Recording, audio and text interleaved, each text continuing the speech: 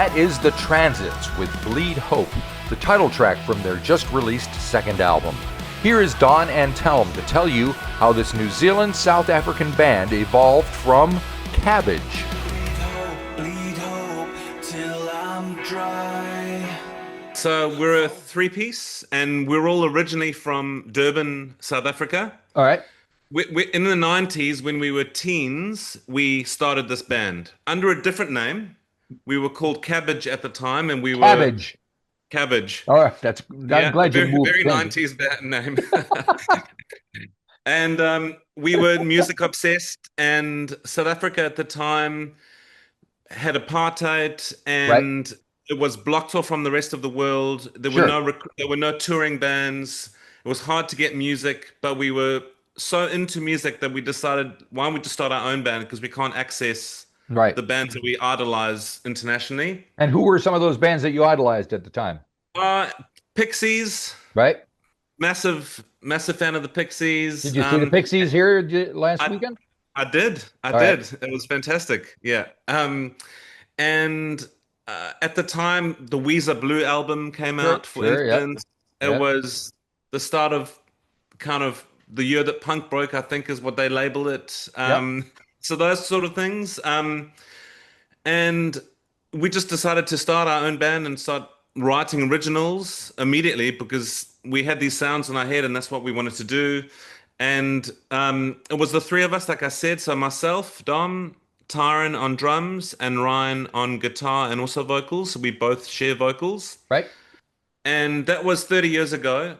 Fast forward to 2022, New Zealand, where two of us live. Tyron and I are here. All right. Ryan is still in South Africa. I think we'd long thought we'd ever rejoin us, play music. How do you do this in two continents? There's a massive ocean. It's hard to travel. It's expensive to travel. And then one day Ryan said to us, hey, technology is so different now. That's a fact. That we can really do this anywhere. And I had found some cassette recordings from a band room practice in the mid-90s. And before we started writing new material as the Transits, we were like, why don't we record professionally one of those songs from the band room back then? And we did that to test the technology, to test the chemistry. And man, we just absolutely loved it. It was like, how cool. We'd never recorded it from back then, and now the song 30 years later lives. and so we asked ourselves, what would we sound like today? Right. And I didn't think even at the time we thought we'd actually properly do the band. And we started writing, we started sharing across different time zones, which proved it, it has its own challenges. Sure. But man, I can tell you, we've kind of got this rhythm and this way of working that we can absolutely make this happen in two countries. I think the fact that we'd spent so many years in the same room knows that we know each other in and out. We don't actually have to be in the same room. So it's so much fun. So essentially, we released our first album February the year before last. I remember that. For us, that was like, what would we sound like today? And we did it. We had kind of lots of stories to tell within the music after 20 years of not playing together, which I think worked really well, came together really easily. And we've just found a rhythm to kind of make it work. And then, but at the end of that album, we thought, what's next? We decided to kind of remove the shackles a little bit on the sound. We obviously aligned a lot of the bands that we love, but we're also quite different. We've got a lot of different musical interests. So we kind of like, let's remove the shackles and let things happen as they happen. Where I think the first album, we were trying to be quite specific to a sound. And we were trying to shake a few labels like pop punk, good or bad. I love pop punk. That's no problem. But we didn't want to just be that, for instance. We wanted to just see where things take us.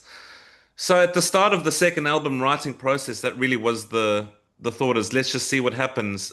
But then life took a few turns. It's been a fairly difficult year for the three of us in different ways personally. Right.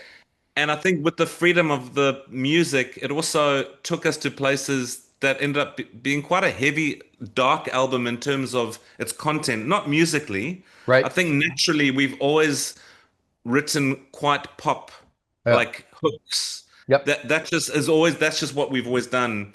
But if you look deep, I think into the album, there's a lot of songs about isolation and struggles with things and depression and things that keep you up at night. So it's been an interesting. It's actually been quite a hard album to write in that respect. But at the same time, it's a release, which Okay. is All which right. is cool. All Yeah. right.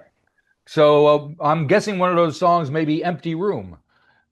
Yeah, exactly, exactly. So that's, it's quite easy to get into your own head, um, and we all take on things in different ways. We all deal with things in different ways, and that song I think is just about that isolation and facing anxiety and just kind of getting the courage to break out of your own head and deal with things. So yeah, it's exactly. But if you listen to the verse, it's quite poppy and it's Yep. got an Yep. electronic vibe. So you kind of have to delve a bit deeper, maybe in terms of what the content is about.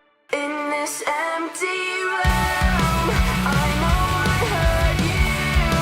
Echoes, echoes of what we've lost, torn apart now in an empty room. Echoes in these walls, your voice a distant call, a fading face. You left this place, just a lonely heart in an empty room. And as a band and as songwriters, we didn't want to be too specific on what things are because I think the power of music is when people can interpret it Sure. in their own ways instead of Yep. putting it the label on the can. And that's what we like. So hopefully that is how people interpret the songs essentially. All right. And the name of the album is called Bleed Hope, and there's a song of the same name. So, Yeah. which is kind of the centerpiece of the album. So tell me what that is all. What does that So mean to you? The time is here. Don't let this go.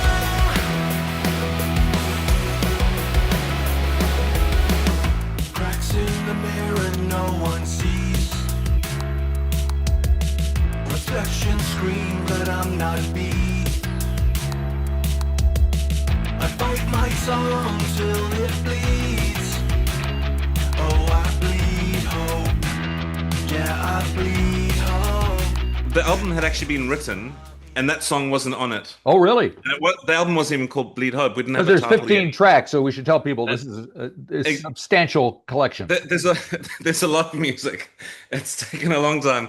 So we'd written 14 songs for the album, like you say, and I think we look back on a more than a year of kind of getting through things Right? and having the feeling that we've actually kind of lift it's a little bit of the phoenix out of the flame scenario where we feel like we're actually turning things around and things have gotten better. We've dealt with lots of different things in life.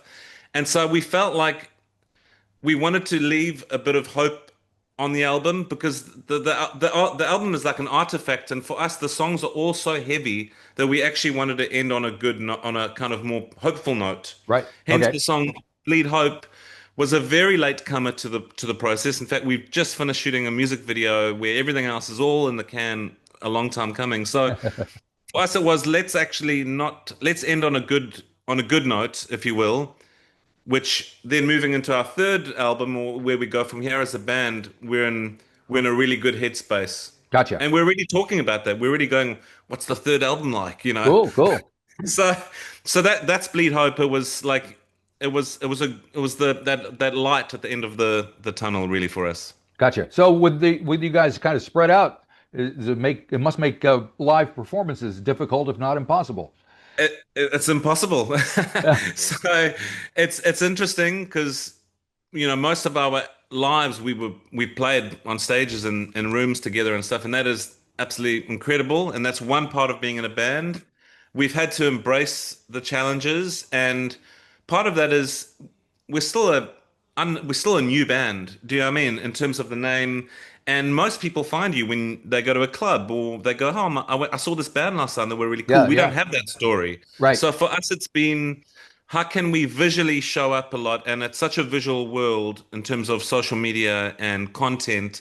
So we've really leaned into music videos. Right. So you got Um, one for Dancing with Shadows, which is pretty impressive.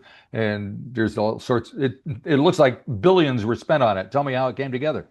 So we no, not billions, which is great. So we're all quite creative, not only in the music space, but we like creating our own videos. A lot of our videos we've created ourselves, or I've directed, or we've pulled in friends, or how can we do this? Because we've always wanted to keep a DIY aesthetic and not have to rely. We don't have a label. We don't want to rely on people. So from the get-go, we kind of learnt those skills. I learned how to edit, for instance, and it's just a way to keep everything going. So we've done a video for every song on the album, Holy basically. moly. And we spent the year recording, we spent the year creating content, and we love that. And that's actually worked for us really well. Like most of our followers or subscribers come through YouTube. Right. And it's like the old days, you'd go into a record store and an album cover would be the thing that draws you to a band before you even know what they sound like. That's And true. I'm so from that old school, and I love that. And I wanted to approach that same ethos with the music videos. All right. So tell me specifically about the Dancing with the Shadows video. How did it come together? Runaway high, tearing us apart in the darkest hour till the light sparks.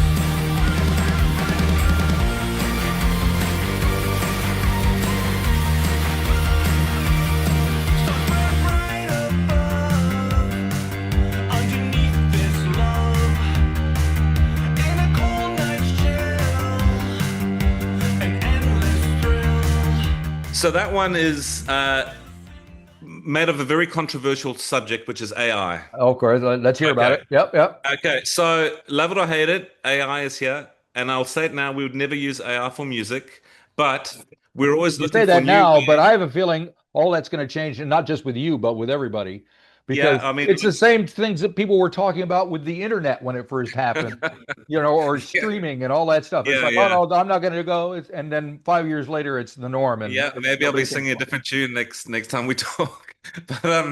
But in terms of the content, we've always tried to like, what are we going to do differently next time on a video? Like, how can we get people talking or a new category of people? So, through a friend, I met this guy who lives in Christchurch. He's a Brazilian AI creator and artist, Right. and I had a chat with him, and it's again, it's a song. It's a very poppy song, but it's actually about depression and the darkness of depression. And we had this idea of what the video could be, but it's the kind of video that you couldn't actually shoot in real life. And I think using AI is smart if you're doing it, and because you can't actually film it. Do you know what I mean? I And understand. Yep. so you're using it as a tool, and it's like almost like a animation or Yep. whatever you want to do. So I spoke to this guy Arthur, and he was on board, and so it went back and forth, and really he created it. Took over 200 hours and over 4,000 renders to get this music video. So there's an art in it. I'm It's exhausted just people hearing about think it because I'm an old video editor from where that's what I was when I used to great. work. So yeah, I can The, imagine the amount of work put into that is the incredible. and awesomely, it's done really well from a Yeah. award winning. It's won a whole bunch of awards. There's a whole bunch of now AI film awards around the world, and it's won a bunch. So it's just great. And again, we reach a new audience. So next time our video will be something completely different. So it's Yep. always about how can we reinvent and yeah, And just it have did fun. did it result in you guys being popular in Brazil now? It did. We actually, on the day of release, we did an interview with CNN Brazil, Okay. which was great. But Brazil actually is an interesting one. Most of our fan base is out of Brazil, and I was like, Why? is it Why just is that? because rock music is so popular there still? Gotcha. Yes, yes, that's part of it. But the other thing is, we released a video call for a song called Heartbreak Queen, and that was the lead single from our first album. Yep. And in that video, the three of us are wearing crash test dummy masks Of course. Yep. because we can't. And one of us, that's how we have to do videos, is be creative on how we can not show that maybe one of us is missing, that kind of thing, right? Yeah, yeah, that What makes we sense. what we didn't know was Big Brother Brazil was using a crash test dummy mask for all their promotion for the TV show Big Ah, Brother. And it was just luck. It was luck. And so we I started love it. getting people in Brazil posting clips of our music video alongside the show, and that just blew it up. And then Yep. from there, we got so much coverage for free, Right. and word of mouth in Brazil, and that fan base has stayed there. And even on YouTube, we get a lot of comments in Portuguese and a lot. And it's weird. Like now we're like, what does this even mean? Yeah, yeah, We're yeah, having yeah. to translate and reply in Portuguese as well, which has been cool. So I can see the you guys, South Africa, New Zealand, and your first gigs since reuniting are going to be in Brazil. I think so. It's like, and the ironic thing is we're called the transits. It's Right. about kind of not being anywhere in one place, and that feels so true. There you And go. Living up to the name. So you living mentioned in that so the record's out on December 5th, and you mentioned the yes. videos that are made for all 15 tracks. How are you going to make those available? Are they going to all come out in one big blurb, or are you going to kind of sneak them So it's out? a good question. So there's already a few singles that have been released off the Yep. album. Okay. And those videos are already out in the world. I think there's 4 songs. Bleed Hope and the video will come out on the 5th of December with the album. Oh, And good. then probably every month and a half or 2 months, we'll just release a video from all the other. So it gives us a buffer to write new material Right. because we've got new content to put out. And that'll be through YouTube and yeah, our social channels, and that's how people can find it. All right. And so now that you've got the second album made, and you were trying to kind of push your musical boundaries with that, do you see Yeah. that voyage continuing with the third record, and where to? Yeah, I think all we've said is, wow, it was such a heavy year. We just want to make a really fun third album Right. and just feel good, and because that's the kind of stuff that comes naturally to us, like I said, the kind of pop sensibilities. But that said, we won't lose the quiet, loud, dark light aesthetic. I mean, that's so Pixies, like we spoke about the Yeah, Pixies. yeah. That's we love the contrast of that. We Yep. love things that are maybe a bit heavier in content, but still to the ear sound really uplifting. It's a bit of a juxtaposition, but I think overall though, we just want it to be a fun third round for us as a band. Well, it sounds like you're having fun. And We are. I'm assuming it's not your full-time gig, and you must do something else to pay the rent. Yeah, well, it's not our full-time gig. I think it's very difficult to be a full-time musician in Yeah. both South Africa and New Zealand. Yeah. And yeah, we'll work in creative fields Oh, basically, the good. whether it's advertising, design, or content. So it's the perfect collection of us to be able to do what we do all by ourselves. So it's cool. We're lucky.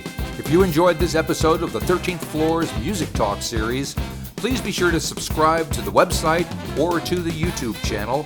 Follow us on Facebook or Instagram and wherever you find your podcasts. There's a whole lot more to discover.